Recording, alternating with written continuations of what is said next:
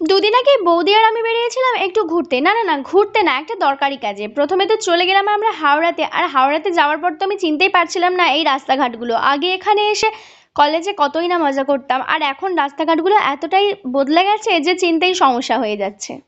রাস্তার মধ্যে অনেক কিছুই চেঞ্জেস দেখতে পেলাম। নতুনভাবে হাওড়াকে সেজে উঠতে দেখে তো ভীষণ ভালো লাগছিল। যেতে যেতে দেখতে পেলাম পুরানো সেই ডাল বড়ার দোকানগুলো এখনো আছে, তাই ওই প্রিয় জিনিসটা কিনে খেতে খেতে চলে গেলাম আমাদের দরকারি কাজটা মেটানোর জন্য।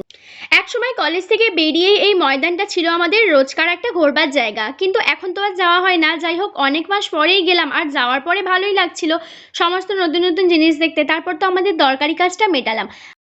আর এখানেই একটা দোকানে পাওয়া যাচ্ছিল দই ফুচকা, আর দই ফুচকাটা আমরা দুজন খেলাম, খেতে তো ভীষণই টেস্টি ছিল। তারপর আমরা টোটো করে চলে এলাম বাড়ির দিকে।